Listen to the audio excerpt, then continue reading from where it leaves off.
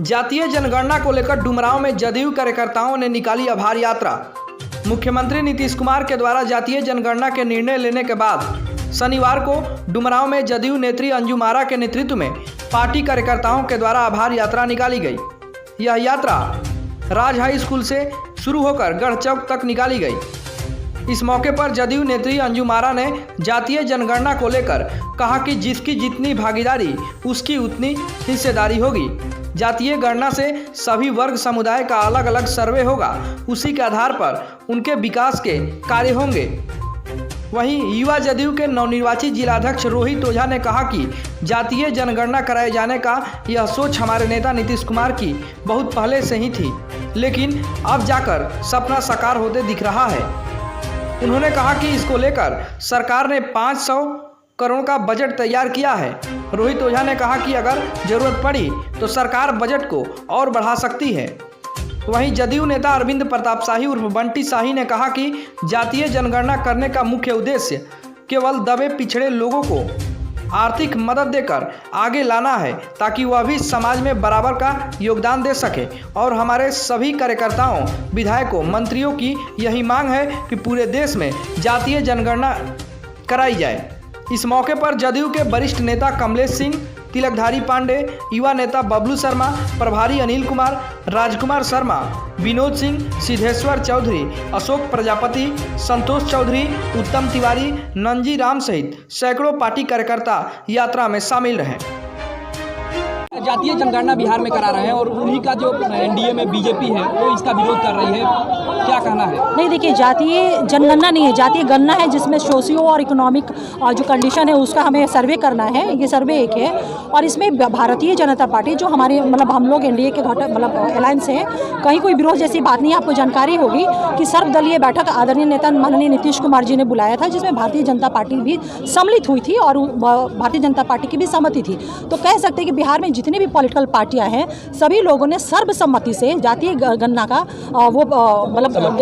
Decision लिया हुआ है। लेकिन एनडीए के ही कई सारे ऐसे नेता लोग हैं, वो लोग बता रहे हैं कि विकास पुरुष है नीतीश कुमार जी और जातिवाद को बढ़ावा दे रहे हैं। नहीं, देखिए, कौन क्या कह रहा है, सभी लोगों के अपने अपने ओपिनियन होते हैं। अगर कोई पॉलिटिकल पार्टी है तो पॉलिटिकल पार्टी का अधिकृत जो होते हैं, स्पोक्स पर्सन होते हैं, अधिकृत व्यक्ति होते हैं। तो जो लोग अधिकृत थे उस बैठक में सम्मिलित हुए थे और निश्चित रूप से अपने शीर्ष नेतृत्व के डायरेक्शन पे ही उन लोगों ने सहमति अपनी दी थी। तो बाकी कौन क्या कहता नहीं कहता, मुझे लगता है इसका बहुत वेटेज नहीं होना चाहिए। आपको नहीं लगता कि 21वीं सदी में देश इससे बटेगा जातीय जनगणना? नहीं, देखिए, जातीय गणना जो है ना, मैं फिर कहूँगी सोशियो इकोनॉमिकल रिफॉर्म्स नहीं, उसका वो सर्वे है वो, जिससे ये पता लगा सकती है, हमारी सरकार पता लगाएगी कि हमारे यहाँ किस जाति के लोग, उसमें गरीब और अमीर का भी सर्वे होना है, सिर्फ जाति का नहीं, बल्कि जो डाउन टू अर्थ है या फिर जो वीकर सेक्शन है उनका भी सर्वे होना है। और जो सर्वे करके डेटा हम लोगों के पास आएगा, उसे हमारी सरकार जो है ना एक स्ट्रॉन्ग और सशक्त पॉलिसी उनके डेवलपमेंट के लिए, उनको विकास से मुख्य धारा से जोड़ने के लिए एक सशक्त नीति बन पाएगी।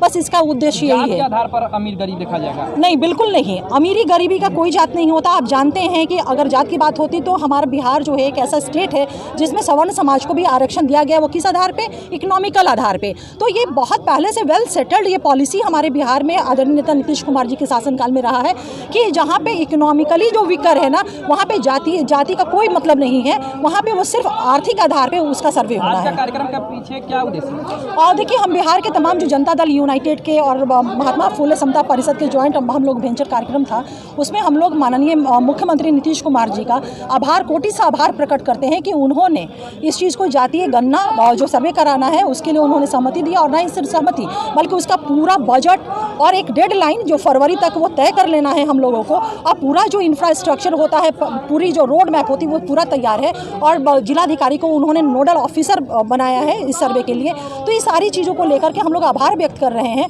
जिससे एक पूरा जो है पिक्चर सामने आएगा और ये पता चल पाएगा कि हाँ, किस सेक्टर में हमारी सरकार को एक सशक्त पॉलिसी बनाने की आवश्यकता है। आपका परिचय? मेरा नाम अंजुम आरा है, मैं पार्टी की नेत्री रही हूँ और डुमरांव विधानसभा की मैं प्रत्याशी रही हूँ।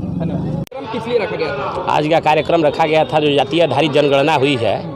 पूरे देश में पहला राज्य बिहार है जहां माननीय मुख्यमंत्री जी ने डिसीजन लेकर के जातीय आधारित जनगणना कराने के लिए कैबिनेट से पास करा करके सर्वदलीय बैठक बुला करके जातीय आधारित जनगणना बिहार में कराने का काम किया।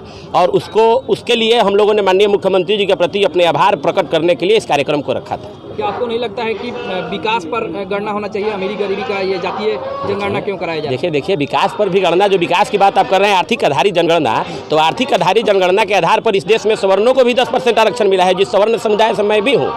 तो पूर्व में आर्थिक आधार जनगणना, उसमें भी जो कॉलम रखा गया है कि 8 लाख रुपया सालाना से कम जिसका इनकम टैक्स हो, जिसका 8 लाख रुपया सालाना से कम आय हो, उसको उस दायरे में रखा गया है। तो ऐसा नहीं है कि आर्थिक आधारित जनगणना का सिस्टम नहीं है, या इसमें जाति के साथ साथ अर्थ का भी, कौन कितना दबा कुचला है, किस समाज से है, सबका इसमें गणना होना है। आपका परिचय क्या है?